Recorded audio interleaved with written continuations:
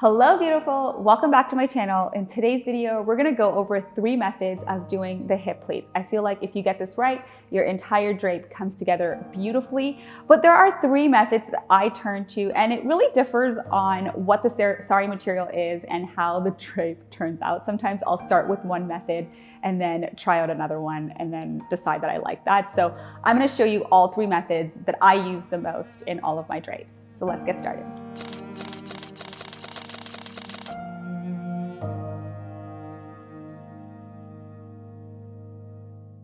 So once you've ironed and pleated the pallu, start your drape and let's get to the hip pleats. For this first method, what you're gonna do is you're gonna put the pallu over your shoulder like you normally do. So you're gonna bring the part of the sari that's closest to you, your chest, and bring it around your body and bring it over your left hip. And then you're going to pin this with the first layer of the sari as well as your underskirt or Saree Silhouette, and you're gonna put a pin there. And I just like to lift it up so that I don't poke myself with the pin. This next step really depends on how wide your hips are. So it's gonna differ for you, but for me, it's about, I wanna say like 4 to 5 inches from that pin. I'm gonna grab the sari there. And so it might be more for you if you have wider hips, and it might be less distance for you if your hips are narrower. And what I'm gonna do is I'm gonna grab that, kind of like pinch it between my fingers and bring it up to my, so again, that was too short. So I'm gonna try that again and just pinch and bring it up.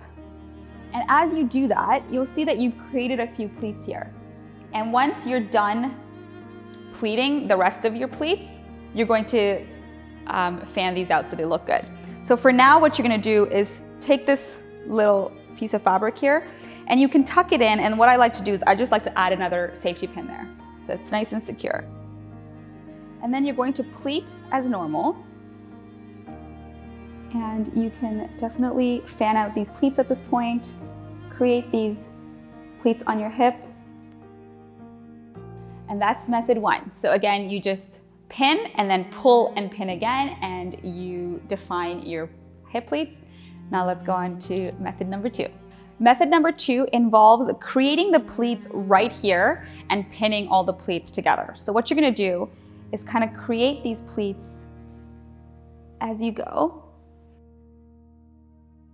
And then you wanna gather all of that with the first layer of the sari and your underskirt or Saree Silhouette and pin it all together. And then pleat the rest of your sari. I find that method 2 works especially well for your starchy cottons or those materials that are super stiff and won't stay in place. Pinning it all in place to your right thigh, just make sure that the material stays in that spot. Now let's go to method number 3. For method number 3, you want to pleat your front pleats first. Once you're done pleating, you want to stagger your pleats and then pin them together before you even start your hip pleats. So for this method, you want to make sure that the last pleat is at a point where if you were to fully extend your arms and hold the border like this, you have enough fabric to do that. Like if your arm is here, that's like not enough fabric to do what you want to do. And if it's more than that, it's just going to look really clumsy. So I find the length of your arm like fully extended and then the border doing this, like that's kind of approximately how much sari or fabric you need here to do the third method properly. So once you have that, what you're gonna do is kind of hold this part down. You don't wanna tuck this part in. So you're gonna hold this in and then bring the pleats up and then tuck the pleats into the front. So shake them out and then tuck them in. So what you're gonna do is reach your hands into this little opening here where you haven't tucked in the sari, and then reach underneath all of these pleats and this part of the border part of the fabric, if you have it, or the edge of the sari. So you're gonna pull this border or the edge of the sari and pull it towards your right hip, and you should get a little bit of sari here. And what that does is it tightens this entire section of your sari, and you can guide the pleats to however you'd like them to look. This is the easiest way to do this hip pleats and achieve these hip pleats, but you really need a sari that's gonna like listen to you. So I don't think this works well with satin saris. It can't be too soft and it can't be too hard. Like it needs to be with the perfect sari.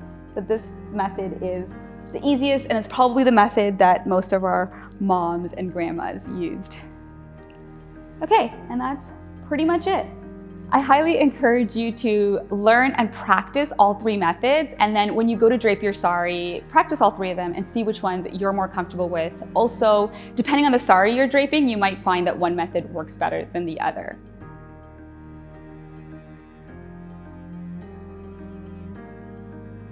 I hope you enjoyed this video and found it useful. If you did, give it a thumbs up. Leave any questions in the comment box below. I absolutely love reading your comments. Subscribe, and I will see you in a future video.